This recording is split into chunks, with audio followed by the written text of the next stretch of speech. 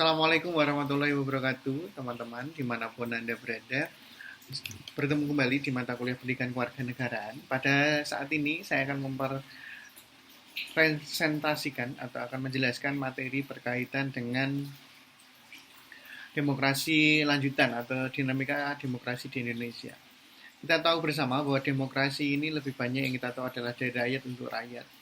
Kemudian adalah demokrasi yang kemudian kita lebih banyak kita gunakan adalah demokrasi, yaitu adalah pemerintahan di tangan rakyat atau kedaulatan di tangan rakyat. Tapi sesungguhnya demokrasi tidak hanya berbicara terkait dengan kekuasaan di tangan rakyat, tetapi juga berbicara tentang hak asasi manusia, berbicara terkait dengan keadilan, kesetaraan, dan juga masalah kebebasan. Ya.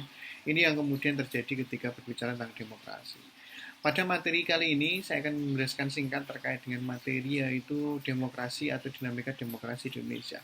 Lanjutannya dari materi yang lalu, bahwa saat ini ataupun di Indonesia sendiri memiliki pilar-pilar yang disebut dengan demokrasi.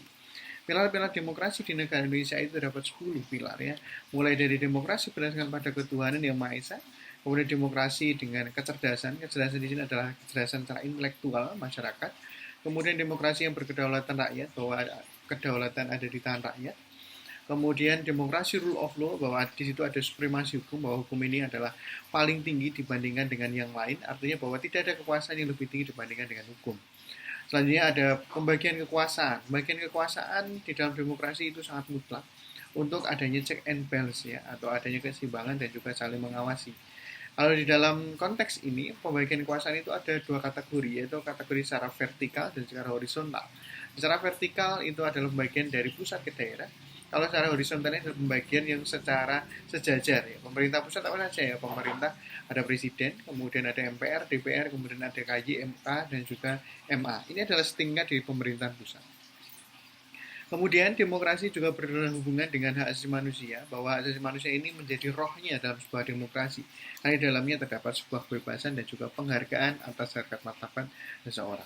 Kemudian demokrasi dengan keadilan yang merdeka, bahwa pengadilan yang merdeka di sini adalah tidak ada tekanan dari manapun begitu ya, dari pemerintah, misalkan dari presiden, kemudian dari MPR dan sebagainya, tidak ada. Ya, di sini konteksnya adalah ketika kita berbicara pada susunan yudikatif, ya yudikatif lah yang kemudian dia memiliki independensi yang tinggi.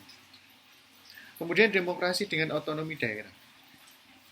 Adanya pembagian atau pelimpahan kekuasaan dari pusat ke daerah. Kemudian demokrasi dengan kesejahteraan atau kemakmuran, adanya sebuah kesejahteraan di dalam kehidupan masyarakat.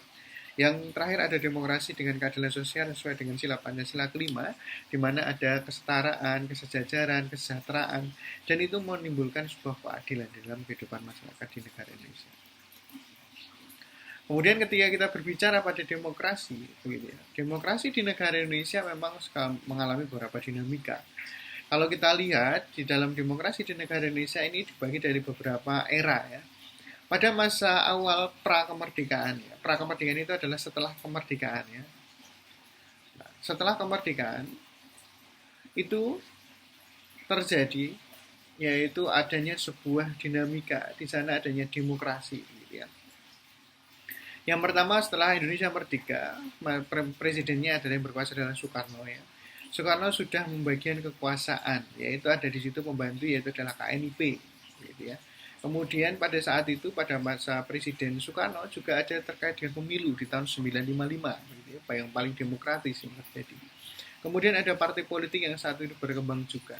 Tetapi kalau kita berbicara pada sistem politik, saat itu era-era Soekarno, gitu ya, ada beberapa sistem politik yang kemudian berkembang, yaitu sistem politik demokrasi Pancasila, komando atau terpimpin, ya, itu yang kemudian banyak terjadi. Memang kalau pada masa era-era pra-kemerdekaan atau di Orde Lama ya, ini berkaitan ada sama presidennya. Ini terjadi bahwa kekuasaan lebih banyak pada sentralistik, yaitu pada sosok presiden. Begitu. Sehingga di sini tidak ada keterkaitan antara check and balance antara masing-masing lembaga. Gitu ya. Kemudian ketika kita berbicara pada konteks demokrasi, demokrasi saat ini atau demokrasi saat itu yang terjadi adalah sudah berkembang dengan baik, sudah ada terkait dengan kebebasan. Tetapi memang secara sistem politik ini belum berkembang sesuai dengan demokrasi yang ideal. Setelah era masa pemerintahan Soekarno kemudian runtuh atau kemudian berganti dengan pada masa Orde Baru di wilayah Soeharto ya. Soeharto berkuasa selama di Indonesia adalah 32 tahun.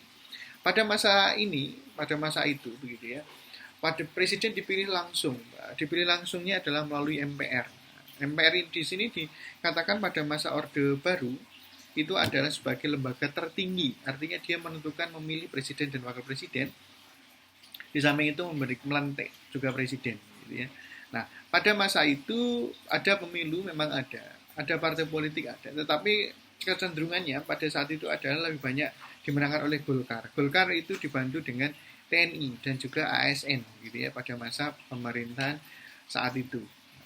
Pada masa Orde Baru inilah yang kemudian banyak mengatakan bahwa kebebasan mulai banyak dilakukan preventif atau banyak dilakukan, yaitu adalah pengangkat terkait dengan kebebasan gitu ya.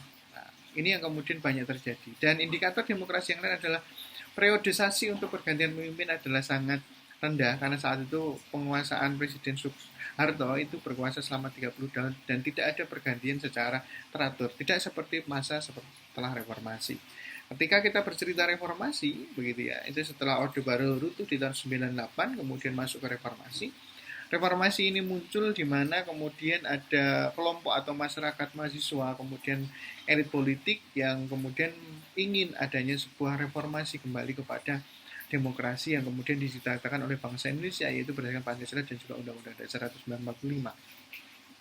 Pada akhirnya kemudian terjadilah pergantian ataupun amandemen Undang-Undang Dasar 1945 untuk berkaitan pembatasan kekuasaan. Presiden dipilih satu kali atau satu periode dengan masa jabatan 5 tahun. Boleh ditambahkan kembali dalam satu periode, yaitu adalah 5 tahun kembali. Sehingga presiden maksimalnya adalah 10 tahun berdasarkan konstitusi Undang-Undang Dasar 1945. Dinamika demokrasi di negara Indonesia pada setelah era reformasi ini selalu mengalami pasang surut atau naik dan turun ya. Nah, ini berkaitan dengan pelaksanaan dan juga penegakan baik hak asasi manusia dan juga kebebasan. Tergantung dari kadang presiden yang berkuasa. Sehingga presiden yang berkuasa pada masa itu, misalkan ada SBY, kemudian ada Jokowi, kemudian ada Megawati, Gus Dur, Habibie, ini memiliki dinamika yang masing-masing memiliki dinamika dalam demokrasi berbeda-beda. Tetapi secara umum sistem politik di Indonesia sudah berkembang lebih baik ketika di masa-masa sebelum reformasi. Itu berkaitan dengan sistem demokrasi. Kalau ditanya demokrasi saat ini berkembang di Indonesia, apa ya? Demokrasi yang berdasarkan pada Pancasila dan juga Undang-Undang Dasar 1945. Baik, itu gambaran materi teman-teman untuk pada pertemuan hari ini. Semoga teman-teman bisa memaknai apa yang saya sampaikan. Nanti silahkan bisa baca literatur kembali atau referensi kembali, baik berita maupun juga e-book di dalam Elita yang sudah saya sediakan.